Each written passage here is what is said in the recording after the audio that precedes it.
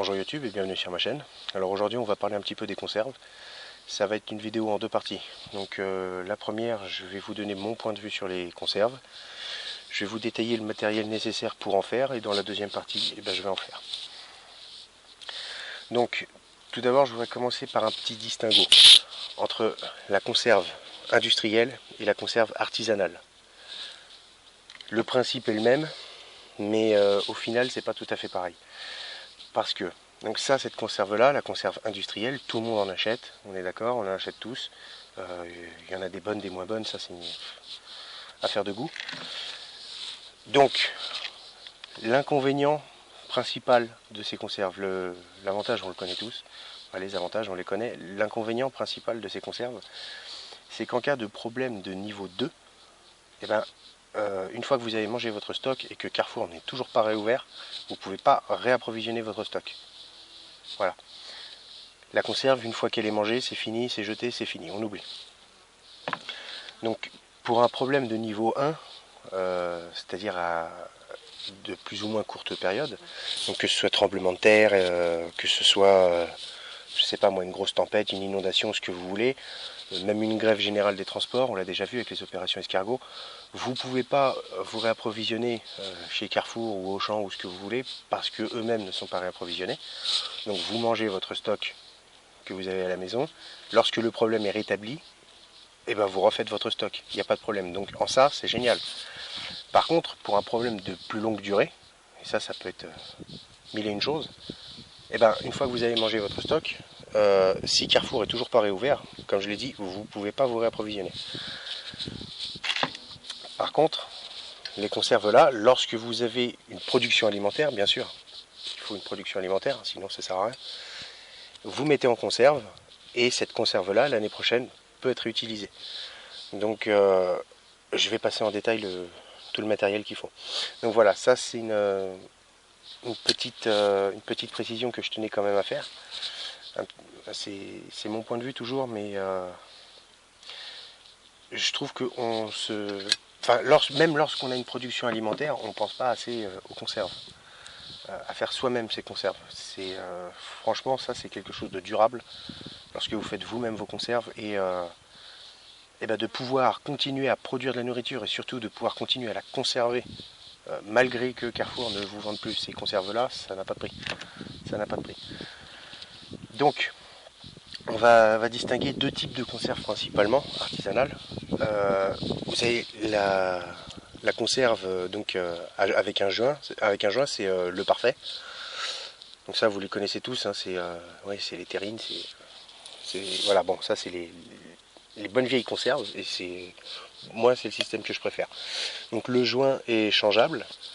Ça vaut 2 € les 10. Et alors, c'est pas à usage unique. Hein, vous pouvez le réutiliser, il n'y a aucun souci. Et comme toute chose, vous pouvez en stocker. Vous pouvez en stocker des joints, hein, d'accord. Donc voilà, avec un joint, vous pouvez largement faire 3-4 ans. Vous pouvez faire 3-4 ans avec un joint. Donc avec un bon stock de joints, on a de quoi voir venir. Ça existe en différentes tailles. Là, par exemple, c'est des 350 ml. Là, vous avez des 1,5 litre. Là, il y a des 3 litres. Il y a toutes les tailles. J'en ai d'autres là-bas. Il y a toutes les tailles. Vous avez aussi une conserve. Vous en achetez tous les jours, ça j'en suis sûr. C'est ça. C'est les simples bocaux. Vous voyez là, par exemple, ça c'était de la compote de pommes. D'accord, tout bête. Ça, c'était de la confiture. Ok. Vous avez les pots de moutarde, les pots de cornichons. Hein. Dès l'instant que ça ferme bien, que le pot est en bon état, que le couvercle est en bon état, c'est une conserve. D'accord. C'était vendu comme conserve et croyez-moi, ça peut largement être réutilisable. Combien de fois, je ne sais pas, mais un bon nombre de fois. Donc ces conserves-là, voilà, c'est tout bête. Je dis pas que c'est gratuit parce qu'il faut l'acheter à la base, mais c'est pot. Donc du coup, en fait, c'est des conserves et vous pouvez en avoir, vous en avez tout au long de l'année et puis vous les jetez. Donc ça, vous pouvez les garder et faire vos conserves avec ça. Il n'y a aucun problème, vous pouvez tout conserver avec ça. Viande, fruits, légumes, ce que vous voulez. Donc, maintenant, on va voir un petit peu ce qu'il faut on va survoler ce qu'il faut et je vais aller plus en détail après. Pour faire des conserves, donc il y a... il vous faut quelque chose en fait pour stériliser, parce que c'est le principe de la chose. Donc vous pouvez utiliser une marmite avec un couvercle, tout bête, et ça fera le boulot. Il n'y a pas de souci, ça fera le boulot. Vous pouvez utiliser une cocotte minute, d'accord? Tout ce qu'il y a de plus classique, ça fera le boulot. La cocotte minute est plus rapide que la simple marmite. Ou alors vous pouvez utiliser un stérilisateur. Le stérilisateur, il a quand même des avantages. C'est pas du tout indispensable le stérilisateur. C'est juste que c'est plus pratique. Moi, j'utilise ça depuis des années.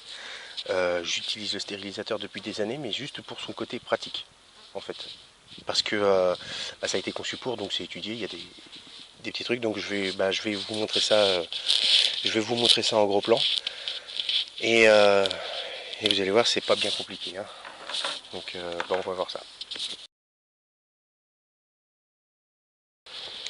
Alors comment ça fonctionne? Tout simplement, en fait, c'est une grosse marmite, ni plus ni moins. Là, vous avez un thermomètre. C'est pas indispensable, mais c'est vrai que c'est pratique parce que la température de l'eau doit être supérieure, enfin égale ou supérieure à 100 degrés pour stériliser. Un couvercle pour garder la chaleur. Et voilà. À l'intérieur, vous avez une grille. Voilà. Donc vous posez les conserves dessus. Ça évite qu'elles touchent le fond, parce qu'il ne faut surtout pas qu'elles touchent le fond, autrement elles peuvent éclater. Sans ça, vous pouvez retirer la grille et l'utiliser comme une grosse marmite, il n'y a pas de souci. Vous mettez des chiffons en dessous, histoire que ça éclate pas. Et donc voilà. Alors ça va sur le gaz, sur l'induction, je pense pas. J'ai jamais essayé. Donc est-ce que c'est de l'acier galvanisé, mais je sais pas, je pense pas. Ça va sur le gaz et ça va aussi sur le feu. Justement ce que je vais faire, ce que je vais vous montrer. Donc voilà. C'est vraiment tout simple. Il n'y a rien de sorcier. Un stérilisateur, c'est une grosse marmite. En fait, l'avantage, c'est que vous avez la grille, ça permet de les retirer plus facilement sans avoir à se cramer. Et surtout, moi, ce qui m'intéresse là-dedans, c'est la taille. Parce que ça me permet de faire bouillir des bocaux de 3 litres. Dans la marmite ou dans la cocotte minute, les bocaux de 3 litres, ça rentre pas. Donc voilà, tout simplement. Donc voilà, je vais pas vous en parler pendant 107 ans. Donc c'est vraiment tout simple, c'est indispensable. Après, il faut avoir une production alimentaire automatiquement, sinon je vois pas ce que vous pouvez mettre en conserve. Si vous pouvez mettre en conserve du gibier, il n'y a pas de problème. Un truc que moi je fais, j'utilise un congélateur comme tout le monde. Par contre, pour le congélateur, j'ai toujours une quantité de conserve vide suffisante pour pouvoir y mettre le contenu de mon congélateur en conserve. Si jamais il y a une panne de courant et que ça dure, ou alors si jamais mon congèle tombe en rade, et ben au lieu de se dépêcher de tout manger ou de jeter bêtement, et ben je peux mettre en conserve. Ah, ça va me prendre une demi-journée, oui c'est sûr, mais je préfère ça plutôt que de foutre en l'air le contenu de mon congèle, quoi. Donc voilà, j'ai toujours un nombre suffisant de conserves vides pour pouvoir y mettre le contenu de mon congélateur.